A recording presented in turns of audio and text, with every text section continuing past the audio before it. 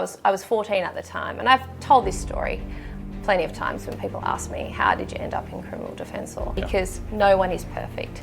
We all make mistakes. So if you interviewed my mum and dad, they would say that I was a nightmare in my teens. What's the mindset behind those crimes? And serious assaults, murders, domestic violence, a lot fueled by drugs and alcoholism.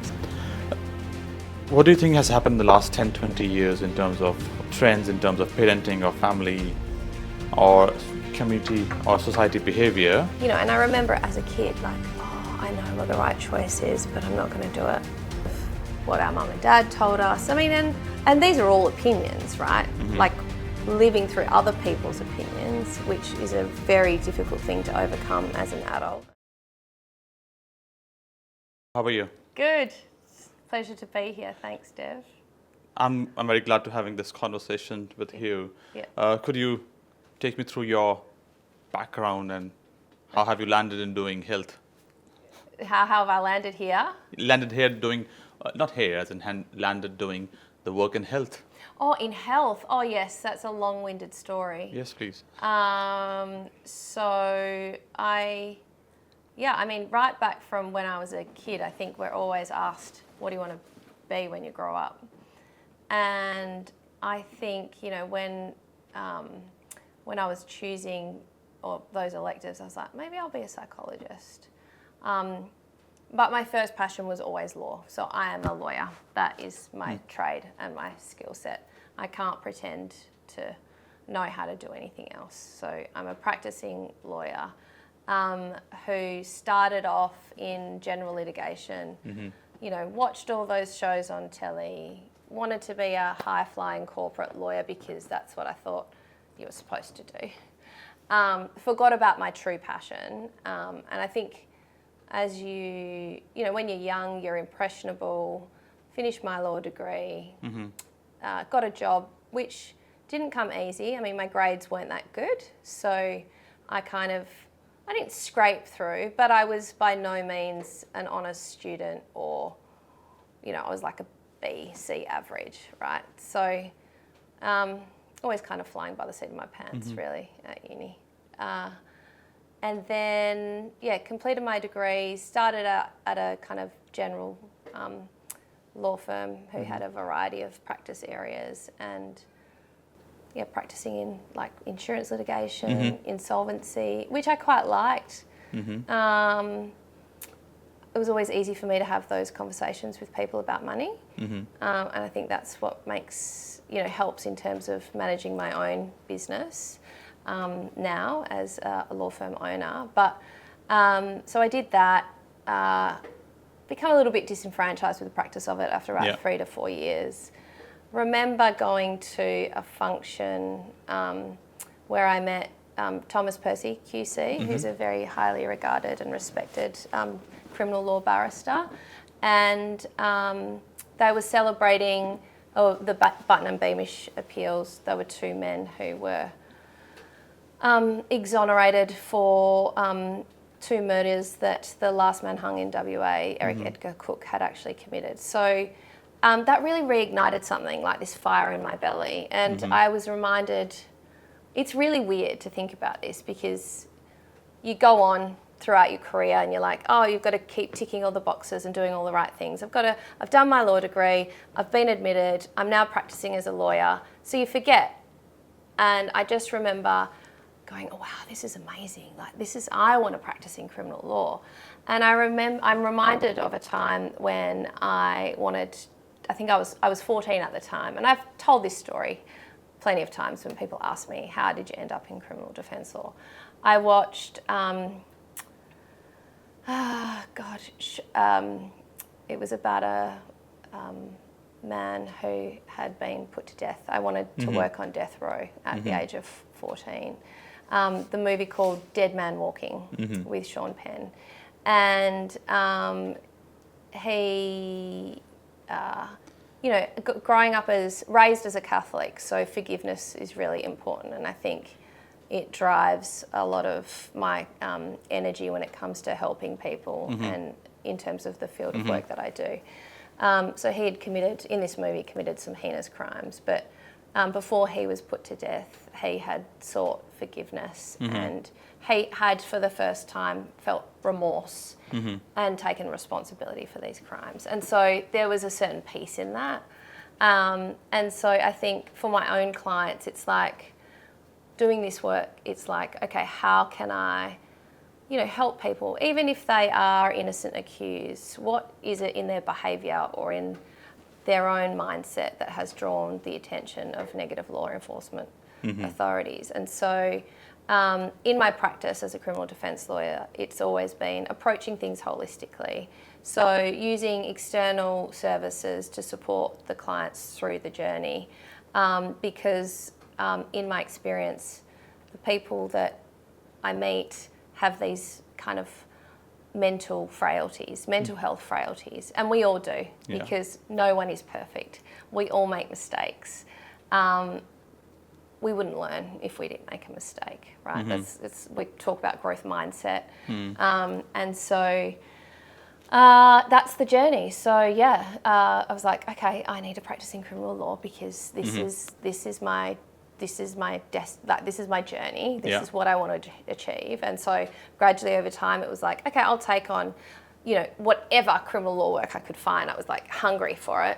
Grab. Then I went and worked for a criminal law firm, who practiced solely in it. And then I kind of went out on my own at 28 and have been like Timpano Legals, hitting 20 years soon.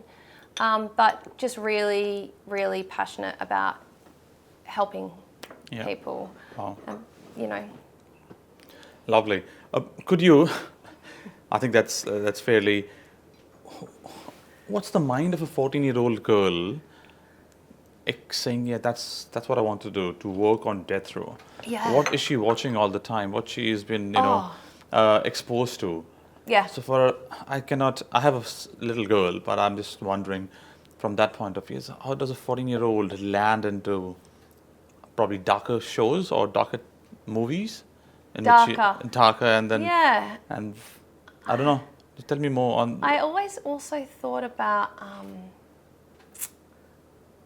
I always think about this. I don't know why it's kind of, that question's triggered me, but I think about, even from a young girl, I'd heard this word altruism and what it meant and whether or not actually true altruism even exists as a concept. Because ultimately, and we're talking about leadership and these kinds of ideas, like how does what we do actually serve us, or is it actually in the service of others? Because there are all these things, okay, I'm passionate about this, I want to help people, but how does it serve me? And I think, someone's makeup and what they're exposed to when they're young definitely has shaped who I am today. No doubt about it, because I talk about the inner child in the work that we do. If someone's come in and accused of a serious, I'm like, some of the first questions when I'm building that relationship and that connection with my clients is like, okay, well, tell me about your story, like what is your, what's your past? And so, I'm from a migrant Italian family. My brother and I've got one brother, he's a couple of years younger than me. He's a civil engineer. But we were the first two tertiary educated kids. So my mum and dad came here in the 60s, both by boat from Italy. Southern Italians, really hardworking. And, English was not their first spoken language. So we were raised in a small country town down south, Waruna, which I loved. Like, I wouldn't swap my childhood for the world, because I now give my own 4 children a very privileged upbringing compared to the way I was raised. And I just remember mum and dad were just always working so hard. And it was always about just wanting the best for their children, which is probably an ideal that is not foreign to most parents, right? Especially in our kind of Australian community. yeah, mum and dad always working really hard. I was very close to my maternal grandparents and my aunties and uncles. They also lived in town. So I was very close in age to my auntie. She was 6 years older, and then they kind of staggered.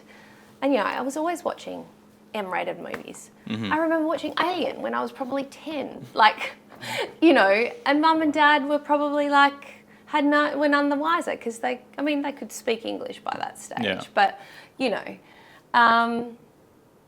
I was kind of, it was like an education in itself, growing up in a... thrown in the deep end. Yeah. And I guess mum and dad, that Italian culture was very different to Australiana, if you want to call it that way. So, and there was always this tension between what was okay and what was not. And I was the firstborn, so A-type personality, so I was always going to forge the way. I was always a delinquent child. I was rebellious. My mum keeps reminding my daughters of this now as I'm trying to raise them. I'm like, Mum, you can't tell them that.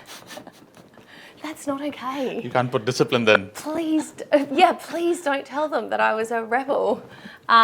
So if you interviewed my mum and dad, they would say that I was a nightmare in my teens, and that they're very proud of me now. But yeah, I was a tough kid. And I think it was just that tension, like growing up in that Italian household. They tried to be strict. That was never gonna fly with me. Really a bit of a force when it comes to my energy, and I just always wanted to reach for the stars and just do my own thing. Could never be controlled, still to this day. Why would you, to start with? Yeah.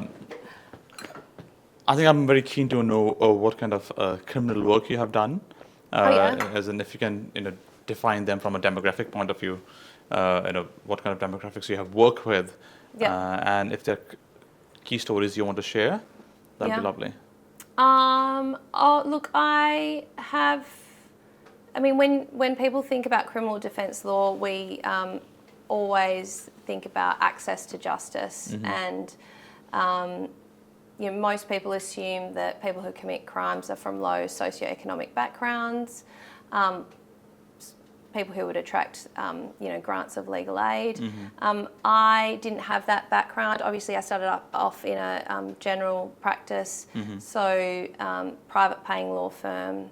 The skills that I learned from a very early age in my career were that, time-based billing, all the rest of it. So I have never, in terms of Timpano Legal, generally speaking, we are a private-based law firm. So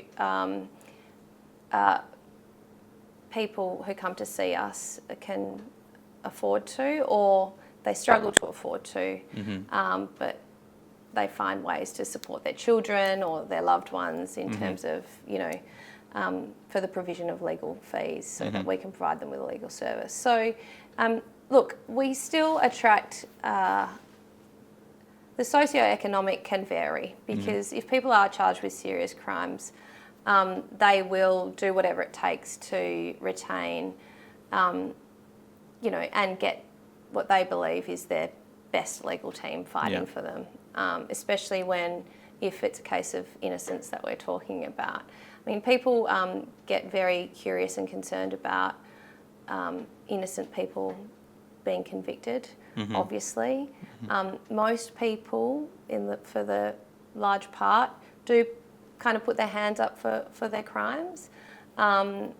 Sometimes it's a case of negotiating matters, but there are obviously matters that do go to trial where people are innocent accused, or they've been charged wrongly with a crime that's probably too serious and it should not be as alleged. So, in my career, which, has spanned over 20 years now, I've acted for some incredible people. I love my interactions with all of my clients. Like, I've met just some amazing people who've really turned it around in terms of, understood what has drawn that negative attention and what, was required to kind of get out of it. But yeah, some rock bottom moments for clients over the years, and supporting them can be taxing as well. Like, sometimes you're in a real David and Goliath battle, and you feel like you're kind of, obviously, we're not Goliath because the state has all of its resources, but when you're acting for individuals and the stakes are really high, like someone's liberty is at stake. Some of the cases I have, done work on have been highly publicised, and that kind of adds its own kind of lens and level of difficulty. But yeah, it's been a pretty full-on and rewarding career. Lovely. From a variety of crimes you have worked on, could you talk about what are the trends you're seeing? What kind of crimes you have evolved? What kind of crimes are more rocking up, or what's the mindset behind those crimes? It was funny that you say that. So when I started practicing in criminal law, I started doing a lot of work with Mr. Percy QC, and I remember saying to him one day, "Oh, when am I going to get to do, young, and when am I going to get to do my first murder?"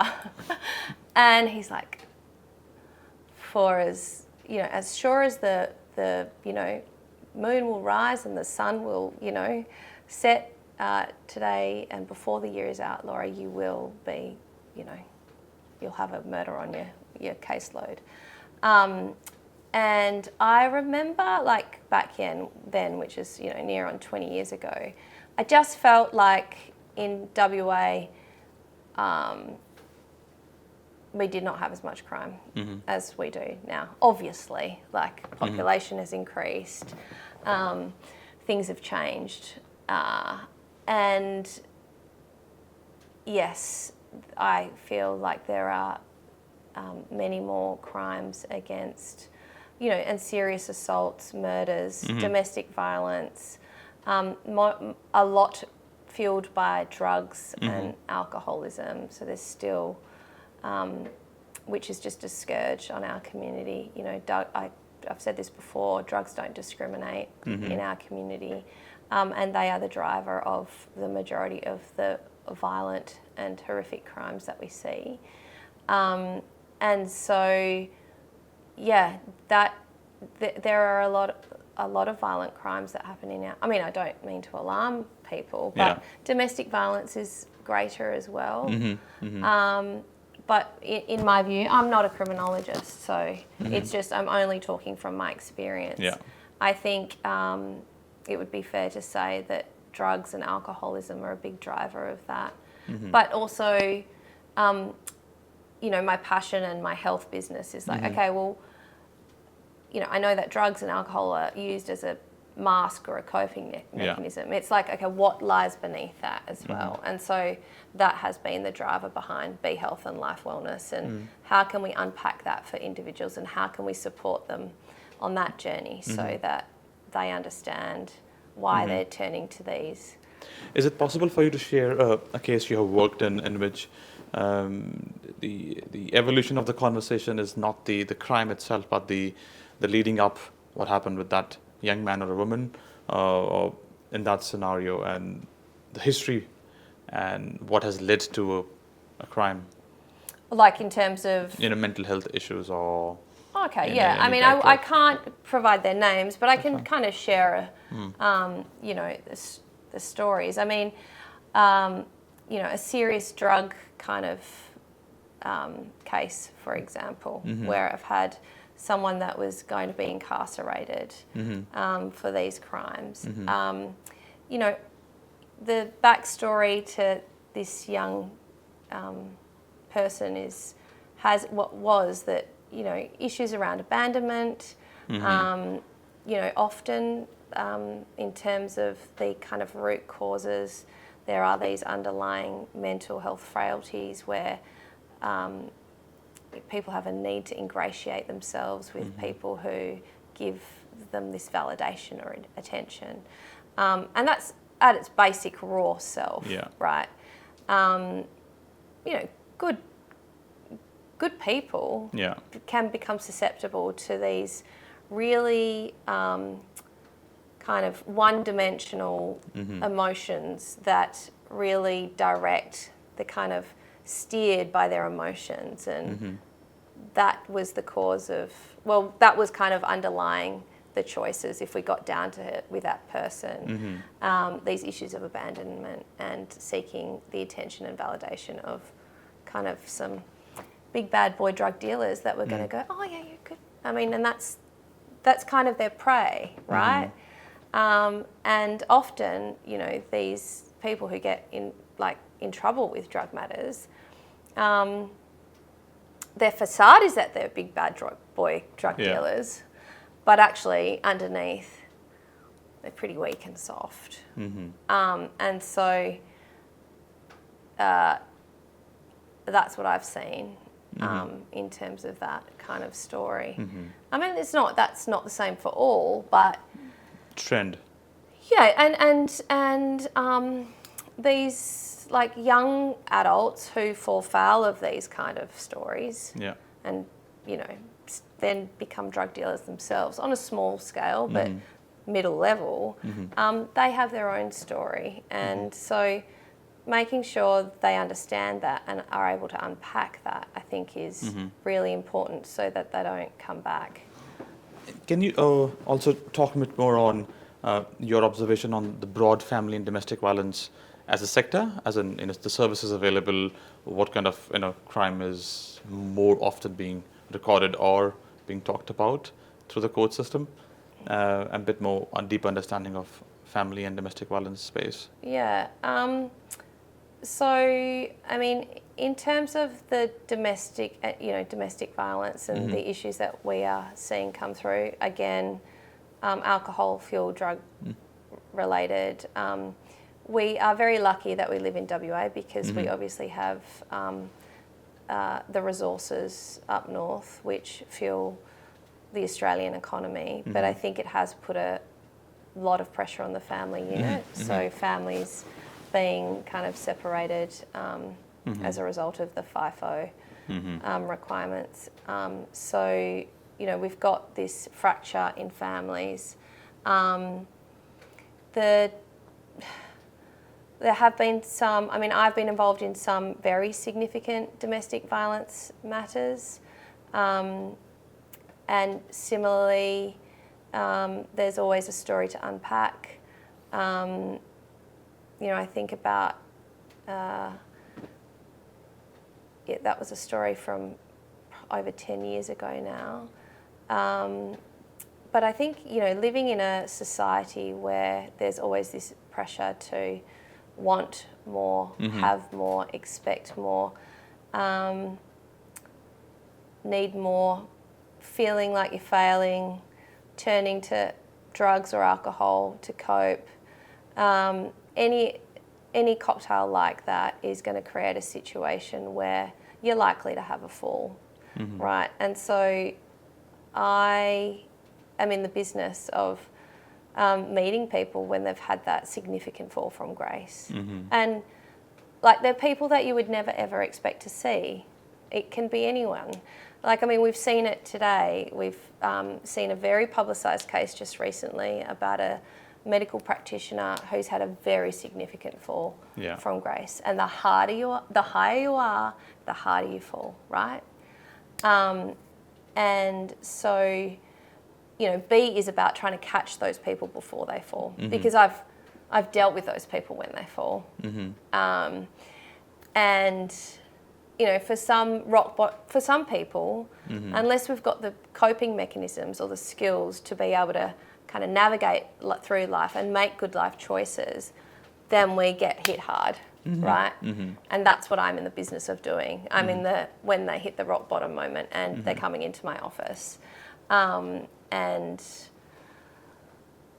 how do you catch them earlier? Well, before they hit that's rock bottom? the B. I mean, So, yeah, it's tricky, right? so somebody has to self-diagnose or self-assess or self-reflect. Well, I mean, we know, right? I have a gut. I mean, it's called an innate knowingness, or, you know, go with your gut, or people like, you know, and I remember as a kid, like, oh, I know what the right choice is, but I'm not going to do it because we're overcome by these other emotions, these other drivers that pull us in this way.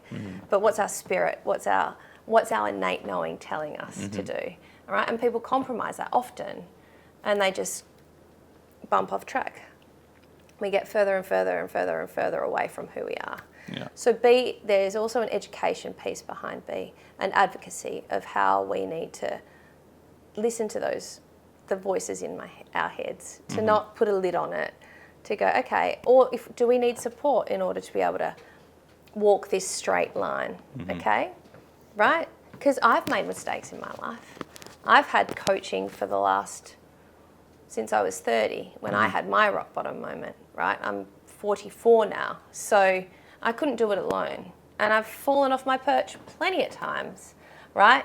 If we're frail, if our foundation is a little bit broken or there's a little crack, there's always something that's able to seep in. And so there is an education piece behind B.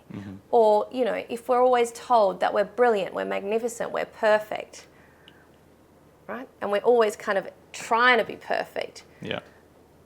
It's never gonna stack up. So this is what B is about. It's not about a self-diagnosis, but there is a knowingness. And so, yes, I'm not promising that we're able to help, you know, everyone from every kind of walk of life. What we're trying to attract the people who are high achievers, A-type, walking up and down St. George's Terrace just asleep, you know, thinking that this is what there is to life. We've got to work, we've got to do this, got to do that, got to do that, got to do, and then life is going to be okay. Well, that's not okay. I mean, you yourself have had a kind of change of direction in your own career. Probably thought, okay, well, this is what I want to do, this is what I have to do, this is what I'm told to do, this is what my brain is smart, so I'm going to be a chemical engineer. But is that your real passion? What drives you? What's going to make you happy and satisfied? And I just see people cracking all the time. And so I'm like, they're the people I want to help, so that they don't come into my office. What do you think has happened in the last 10, 20 years in terms of trends, in terms of parenting or family or community or society behavior? What has impacted people walking, you know, and doing things? It's sort of like a robot. That's what they want to achieve, you know, high achievers. What conditions create high achievers, and that creates probably, you know, difficult mental health issues? Yeah, that's a really good question. Because if I think about my own story, it's about, I think in terms of parenting and stuff, like I've got 4 kids, so we need to raise children in a safe and secure way. If they don't feel safe or if they don't feel secure, they're going to seek out other things to fill up their bucket, right? And it's so much more complicated now. We've got iPads, social media, like there are so many things that corrupt the mind that, like, and we're not teaching our kids actually how to listen to their gut or how to understand what the little voices in their head are saying, because they're flooded with this media. And that's what they're, like, their neural pathways are being trained that way, right? Whereas before, you know, when we grew up, we had kind of what our mum and dad told us. I mean, and these are all opinions, right? Like living through other people's opinions, which is a very difficult thing to overcome as an adult and an individual. And that's what social media does to us. Like, this is how you have to live. This is what you have to do. School, this is how you have to live. This is what you have to do. But actually, we all have free will. We all have a choice. We can choose whatever we want, however we want to live, but we've got to be aware of how our decisions impact not only self, but how they impact others and the world around us, right? Because every decision we make has a ripple effect. It affects not only ourselves, but our peers, our partners, our community, other humans, right? So how do we become good humans, or how can we be good humans? And yeah, that's, I guess, what the education piece is about B. So I think last 10, 20 years, I don't think social media does us any favours. It's kind of shutting down our brain. It's shutting down our senses. It's shutting down what we know to be the right choice, right? So what do you see? How do you create situations for young people, or not just parenting, but at school but with community groups and different social groups, that the intention to consciously stop and then think, and then project, this is what I want to do, and then stop feeding yourselves with too much of information which you might not need, and then try to be what you are, to make a free choice, and then try to do things, and to try to be more in touch. It's really difficult. It's so challenging. I find it so challenging even as a mum, right? Even as a mum to go, okay, well, actually, just because this parent is doing this, that does not mean that I have to do that for my child, right?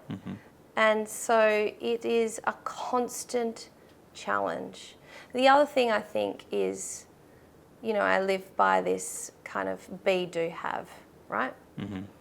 So, I mean, I've been told I'm impulsive before, and I'm like, I'm not really impulsive. I'm just being who I am in the moment, and I choose to make a choice or a decision in that moment that is consistent with who I am. So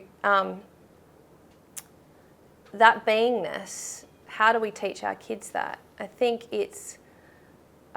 our kids need to be coached by us as parents, like told that and reminded, like, just because this is what you see on TV does not mean that is accurate or that necessarily represents, talk to them constantly about, okay, how do you feel about this? Making sure that they understand what that rise is in themselves, or is it an anxiety? If it's an anxiety, it's probably not the right choice to make, or, and I think this mindset approach, and this is the other part of B that I'm really kind of passionate about, is being an advocate for change in our education system and trying to implement, systems that teach our children how to look after their mindset and their mental health. And if it means extending curriculum so that we've got kids finishing at 25 years of age, then so be it. Right? Could you imagine? Because that's when the brain is fully developed, though, right? So I'm thinking we're always taught, our kids are taught how to learn. They start learning how to read like at a 3-4 years of age.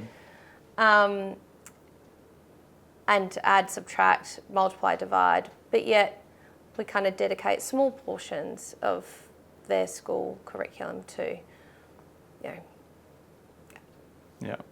those kind of health, mental health, mindset notions. I just think it's so important, because when I see them as a young adult in trouble with a criminal jurisdiction, it's because they haven't formed these kind of skills as young children.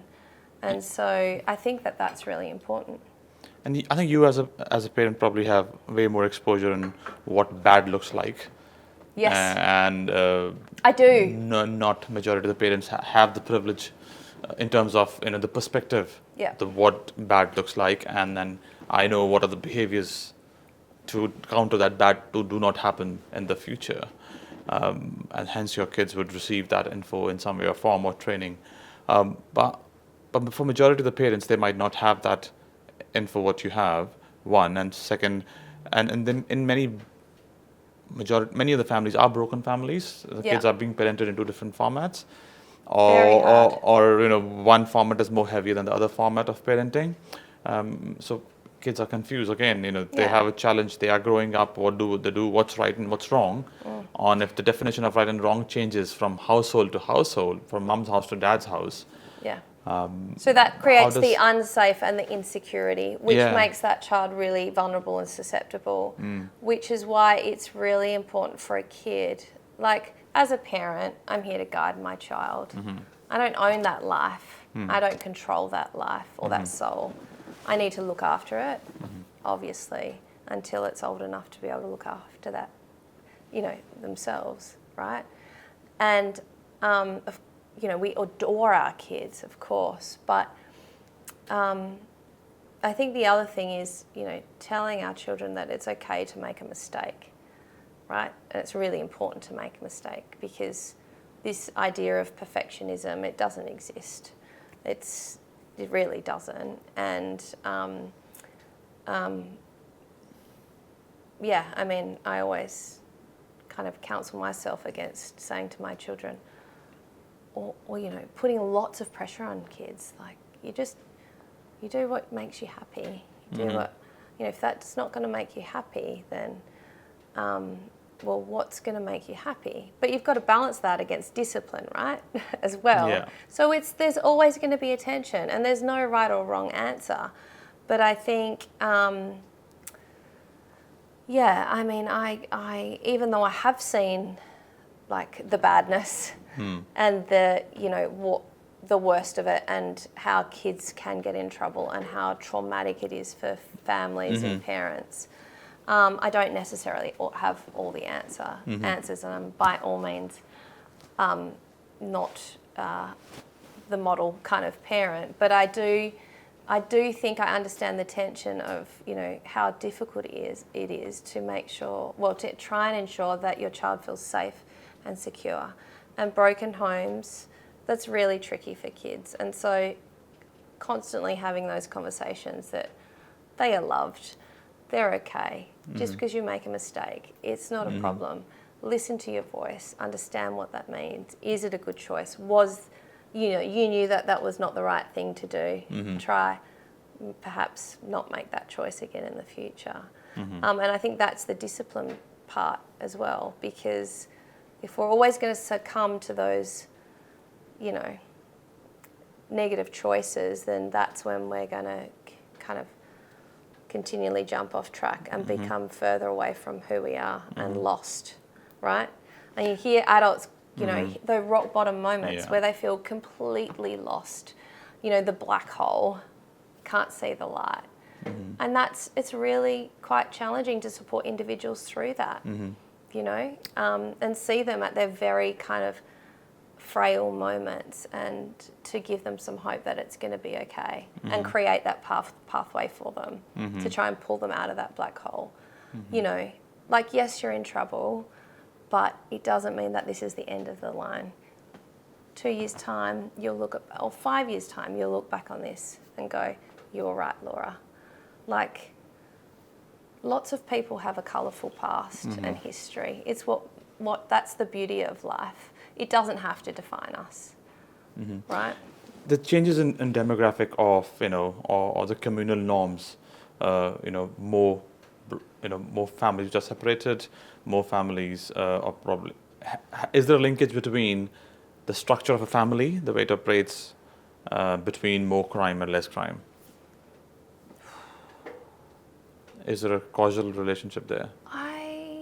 Look, maybe depends on, no one knows what goes on behind closed doors. I mean, I like to think if you've got two parents, even if they are separated, that they're able to support their children so that child feels loved, safe and secure. I like to think that, because, I myself have just recently separated from my husband. So I'd like to think that we can be both mature enough to be able to support our 4 children so that they are okay. And so that we can put our own needs aside in order to, have children that can flourish in a situation like that.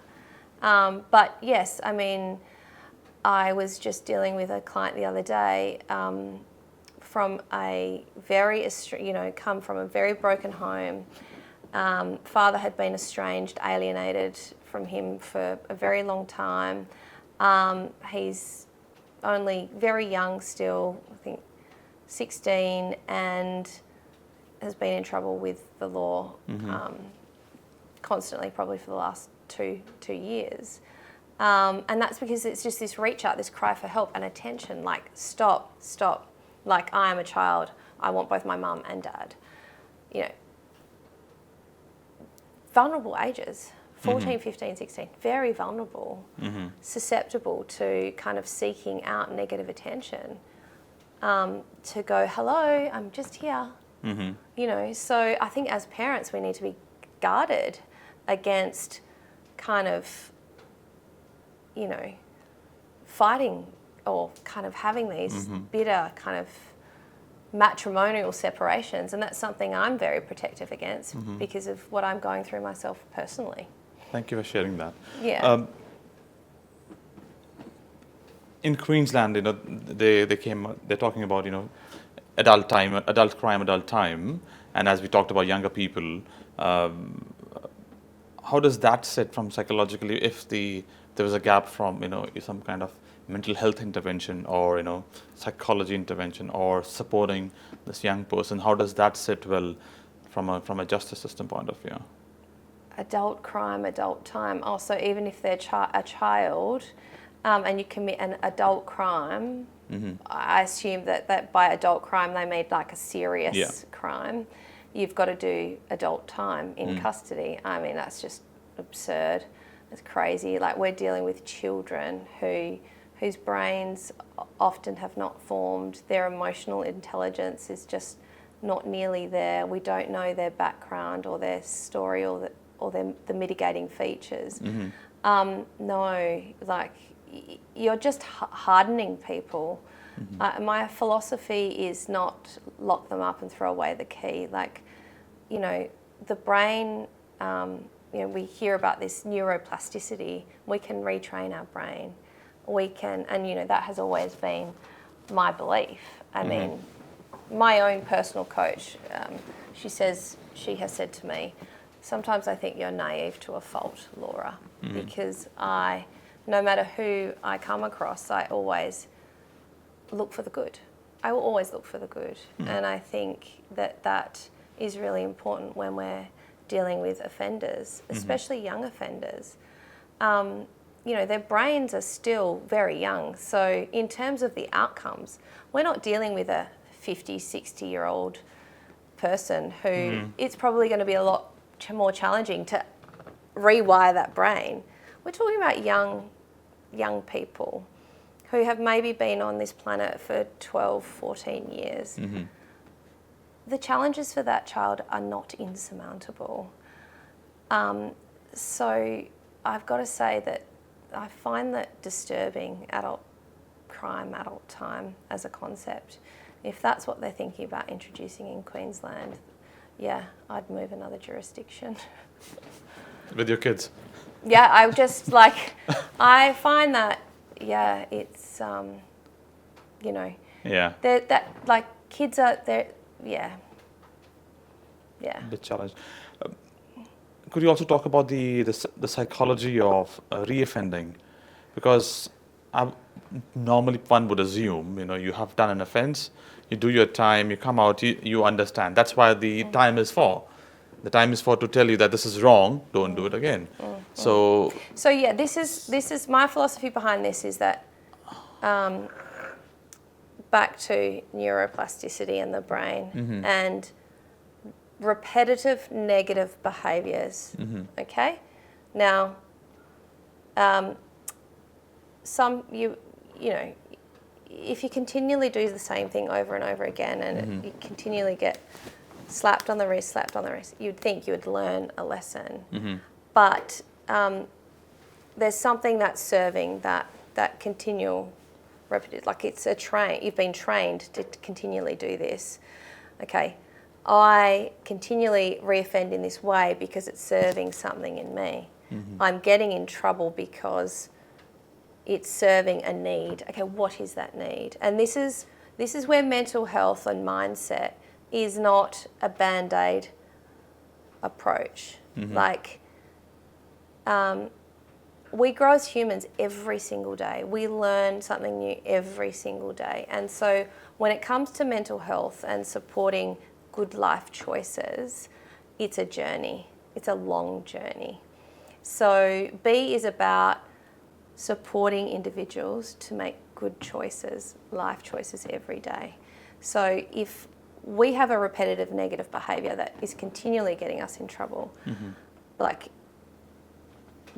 alcoholism. If I am dealing with a client who has, problems with alcohol, whenever they consume alcohol, they make really poor choices. It affects their family life.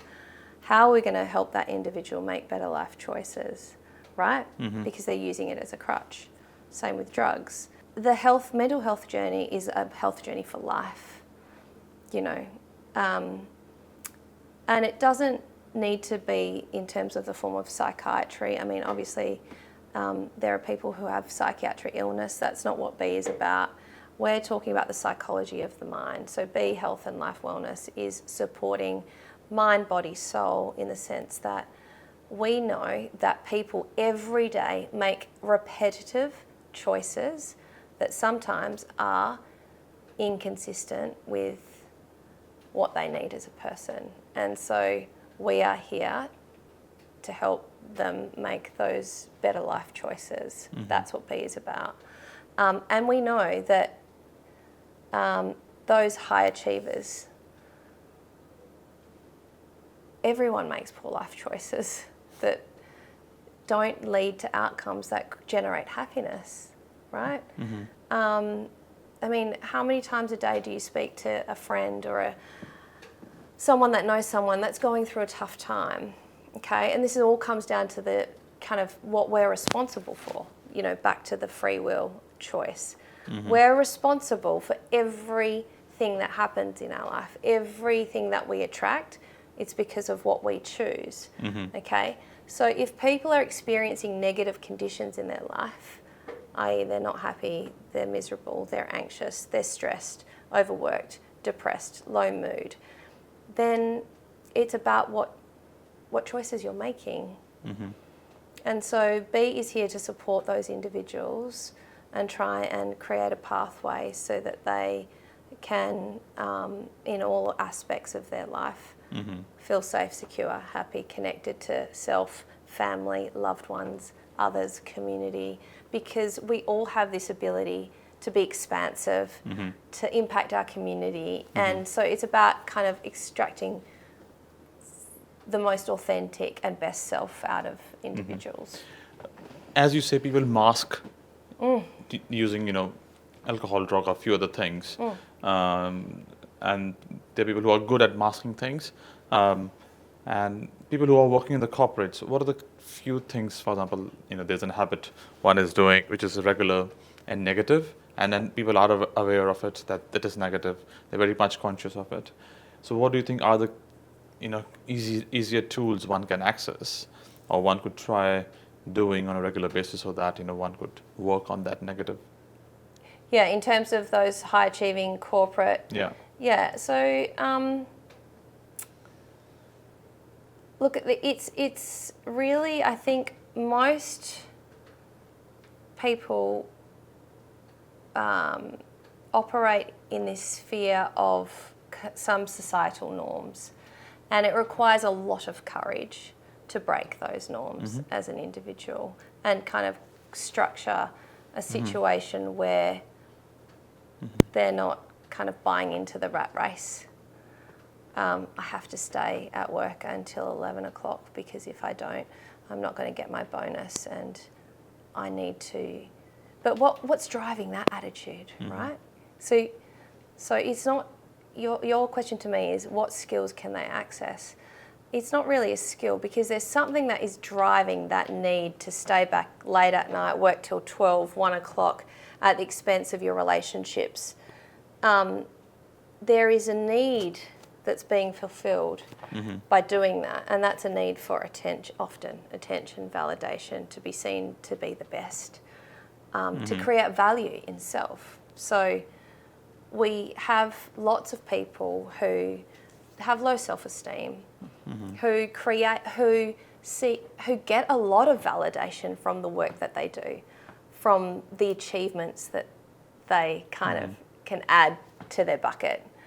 But how much of that is actually creating happiness if it's tearing you away from family, friends, connection, relationship? And so I see, lots of people in our city, and we're a part of a really small city. We're not in New York City, we're in Perth City, but we are still buying into the rat race, and it's not generating, we get to the end of a working week and everyone's like, oh, party. I remember doing some work with Holyoke about 10, 15 years ago, and I was like, this is also when I was, okay, how can I get into this health space? So I met with their CEO at the time, Angie Pascovicius, and unbeknownst to me, I was like, okay, what can I do? How do I get into this space? And she's like, oh, no, you're here because I want to get into your space. I said, what do you mean? She said, all you lawyers full of drugs and alcoholism, we need to start helping you. And I was like, so naive at the time. And, it's true. Like, you've got all these high achievers working like, crazy people, asleep, and then just writing themselves off at the end of the week. And it's not healthy, and it's not creating happiness. And so, I mean, I've always been very tenacious and direct, and probably upset and offend a few people, but I mean, that's what I see. That's what you be. Yeah. That's what your be is. And that's what my be is. And I'm like, well, it doesn't have to be that way. You know? I mean, today I was on LinkedIn, and one of the people I follow, Chris Gimple, who helps people who want to kind of abstain from alcohol. There was a picture of a dining room table with, kind of a few bottles of empty bottles of wine and kind of stuff splayed, and then that was a dark side. And then the light side of the table was a beautiful plant, and it was like maybe a cup of tea like this. I was like, yeah, true. But it's interesting, isn't it? How we kind of grow up and think that that is the way of the world, to work hard and play hard. Scary. So you have you are still doing law. So you started a health business and a law practice. Yeah. And there's no transition. Like I said at the beginning together. of this meeting, at this interview, I can't pretend to be anything but a criminal defence lawyer. But I do have a lot of heart and passion when it comes to mental health and supporting people. And, from my own lived experience, knowing that it is a lifelong journey, that we do make mistakes, right? Because, it's just what life's about. So what do you think, how would your work will more evolve in the mental health space in the next coming, 5 or 10 years? How will my work evolve? Yeah. Well, that's really interesting. Yeah, I mean, in terms of what I would love to be able to, in terms of the advocacy, and because of some of the ideas I have around that, I'd love to be able to kind of direct some seminars and hold talks a lot more, me, myself personally, in terms of share my own experience a little bit more, so that people find the courage to actually try and make those shifts, because I think people connect and find it easier to grapple and understand if people share their stories. So I would like to be able to kind of do that. I'm not a therapist, so I'm not providing, in terms of its structure, we have a chief psychologist and we've got counsellors, so they will be supporting our clients on their journeys. We're attaching other kind of modalities in terms of the body space, so in terms of its advocacy for mind, body, soul, the body space will be kind of attaching other modalities to support the body aspect. Soul, there'll be kind of some healing aspects to the B approach, B health and life approach. And the mind aspect is covered through, you know, counselling, coaching and psychological support. But, you know, it's a journey, and that's what I always impress when I speak about B. You know, we can go to a GP and get a 6-week mental health plan. You know, when you make a commitment to self, it has to be a commitment to yourself for life. I always find it really unusual that people don't like to spend money on their mental health, and that there is this expectation that, you know, the government should pay for our health and that they're responsible. And I think it's great that obviously we have these opportunities for to access. Yeah, to access. But